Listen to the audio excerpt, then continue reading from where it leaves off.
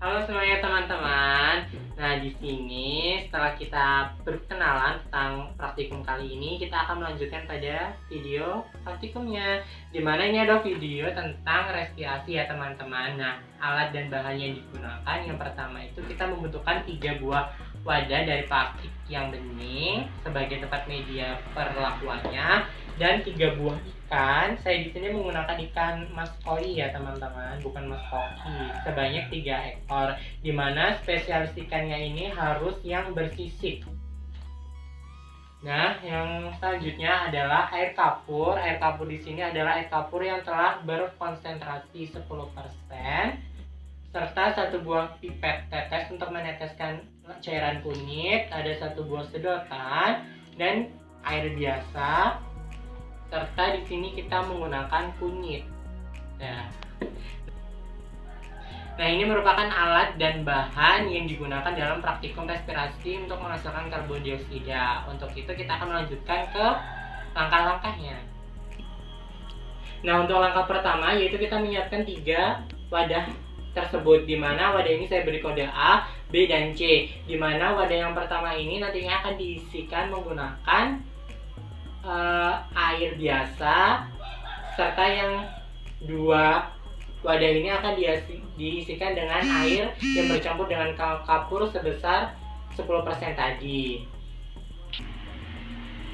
Nah, ini ya teman-teman, untuk wadah yang pertama ini perlakuannya adalah kita menuangkan air biasa sebanyak kurang lebih 1 liter ya teman-teman.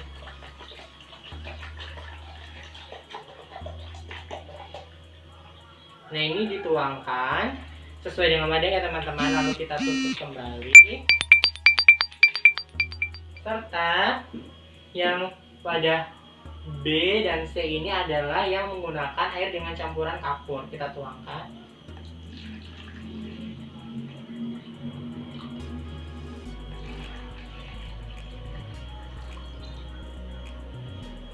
Nah, ini setelah kita tuangkan beberapa perlakuan pada ketiga wadah tersebut. Nah, setelah ketiga wadah ini telah diberikan beberapa perlakuan, yaitu wadah A ini digunakan air biasa, serta kedua wadah ini digunakan air kapur dengan konsentrasi 10%, maka langkah selanjutnya adalah kita akan memberikan perlakuan kedua, yaitu pemberian tetesan sari kunyit asli sebanyak 4 tetes setiap wadahnya. 1, 2, 3, 4. Nah, ini dilakukan sampai dengan wadah ini selesai. Nah, ini ya teman-teman, bahwasanya ketiga wadah ini telah dilakukan dengan pemberian 4 tetes masing-masing air kunyit ke dalam wadahnya, dimana ini kalau di air putih dia warnanya kuning ya teman-teman, sedangkan kalau di warna dicampur dengan air larutan kapur itu akan warnanya jingga kecoklatan. Ini sesuai dengan ketika kunyit ditemukan dengan air kapur. Nah, untuk selanjutnya yaitu kita akan memberikan perlakuan pada wadah ketiga, di mana wadah ketiga ini diuji cobakan dengan menggunakan 3 buah ekor ikan dimasukkan ke dalam wadah yang C ini ya teman-teman. Kita akan melakukannya. Pertama kita akan ambil ikannya.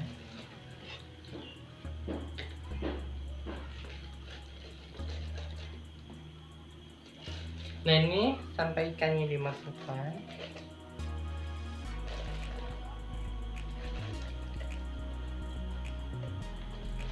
Nah, setelah ikannya dimasukkan ke dalam larutan yang wadah C ini maka akan ditunggu ketiga wadah ini selama 15 menit.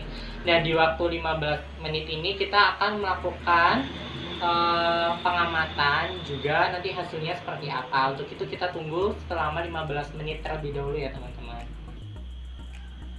Nah, teman-teman, ini setelah 15 menit kemudian ini dihasilkan seperti ini, bisa dilihat ini dari sini teman-teman. Ini yang untuk wadah A setelah 15 menit bisa dilihat seperti ini, serta ini yang untuk B seperti ini keadaannya setelah 15 menit, dan ini keadaan dimana yang dikasih ikan sebagai faktor ini pengujinya ya teman-teman, seperti ini bisa dilihat. Nah, setelah dari 15 menit ini nantinya kita akan menganalisis pengamatan kita setelah dilakukan uji coba seperti ini tuh seperti apa, lalu kesimpulannya bagaimana, seperti itu. Nah, setelah perlakuan dihasilkan, analisis atau pengamatan yang saya dapatkan dari praktikum kali ini adalah bahwasanya untuk wadah A dan B ini merupakan wadah yang tidak diberikan perlakuan terhadap ikan. Sedangkan untuk wadah yang ketiga itu adalah wadah yang diberikan perlakukan untuk ikan. Nah, jika diamati setelah 15 kemudian wadah A ini dengan air biasa plus 4 tetes kunyit menghasilkan setelah 15 menit itu tidak ada perubahan, bahwasanya warnanya itu tetap jernih. Serta untuk wadah yang B, di mana ini campurannya adalah air kapur 10% plus air plus 4 tetes kunyit, itu terdapat sedikit endapan di bawah. Seperti ini teman-teman. Dan untuk yang wadah C ini, di dalamnya terdapat ikan, ini perubahan setelah 15 menit itu adalah airnya menjadi keruh atau berbeda dengan wadah perlakuan A dan B, airnya mengeruh ya teman-teman. Nah, keruhnya air ini menunjukkan atau mengindikasikan bahwa terdapat proses respirasi untuk menghasilkan karbon dioksida itu berjalan karena terdapat bantuan dari ikan tadi ya teman-teman. Nah, fungsi kapur di sini adalah sebagai indikator ini adanya uji karbon dioksida ini yang dihasilkan pada ikan. Sedangkan kunyit itu untuk pengganti pH atau PP indikator secara alami. Sehingga bisa disimpulkan bahwasanya pada praktikum kali ini adalah praktikum ada ikan itu tersebut dapat membantu proses respirasi untuk penghasilan karbon dioksida. Sedangkan wadah yang tidak diberi dengan ikan itu tidak mengalami adanya proses respirasi penghasil karbon dioksida yang ditunjukkan dengan perubahan adanya warna keruh atau tidak sama sekali berubah. Nah teman-teman, itu tadi praktikum respirasi penghasilan karbon dioksida untuk menguji adanya karbon dioksida yang telah saya lakukan sebagai perwakilan kelompok 5. Oleh karena itu, terima kasih telah menyaksikan video dari saya.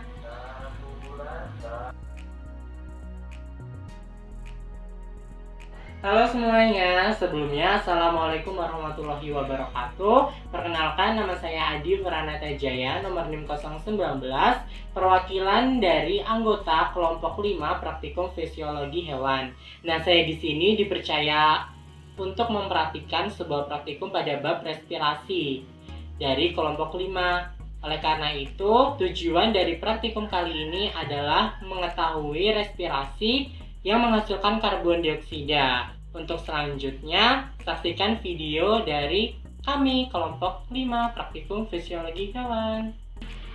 Nah, setelah kita melakukan video yang pertama, yaitu pengujian respirasi pada ikan, tadi kan pada video sebelumnya kita mengetahui bahwasanya penggunaan air kapur. Nah, bagaimana sih cara membuat larutan air kapur itu sendiri? Nah, untuk alat dan bahan yang digunakan itu ada yang pertama, saya menggunakan botol dengan ukuran 0,5 liter. Ini untuk bahan stoknya. Yang kedua, ini adalah botol kedua sebagai tempat pengaduknya atau media pengaduknya. Ini merupakan gelas ukur untuk air yang digunakan. 1 buah sendok untuk alat pengaduk, serta ini merupakan kapur atau injek Jawa yang digunakan dalam proses respirasi, serta ini adalah air biasa.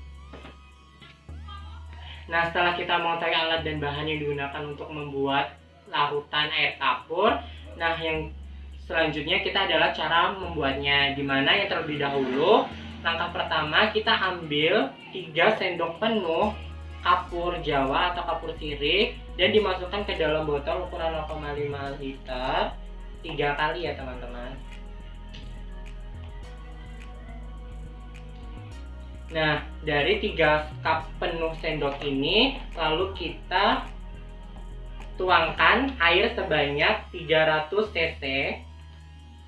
Kita ukur dulu ya teman-teman.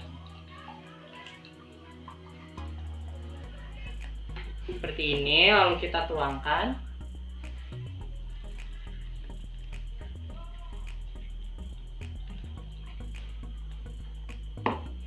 Setelah itu kita akan melakukan pengadukan. Nah, ini diaduk sampai dia larut.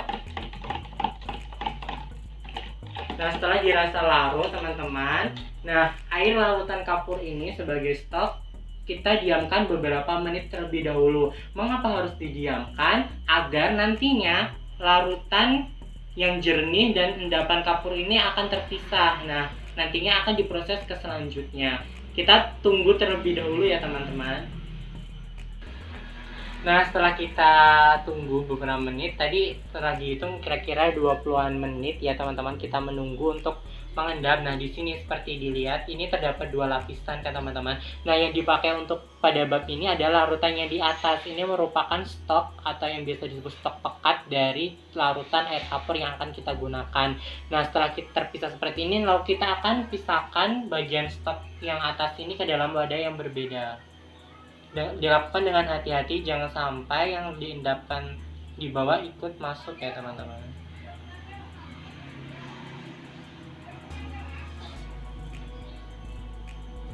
Nah, ini sudah didapatkan. Ini yang disebut dengan larutan air kapur sebagai stok pekat, dimana dianggap 100% konsentrasinya ya teman-teman.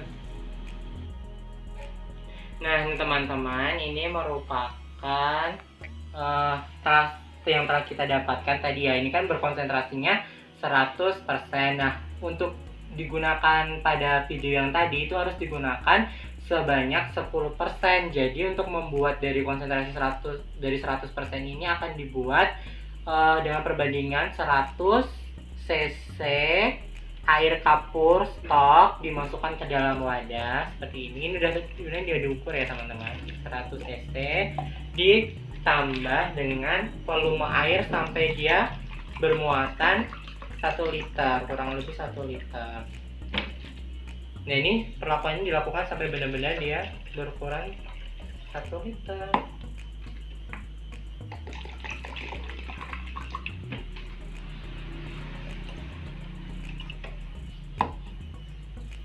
Nah, ini ya teman-teman, ini adalah air yang kita gunakan tadi, yang dimana telah berisikan larutan stok kapur sebanyak 10%.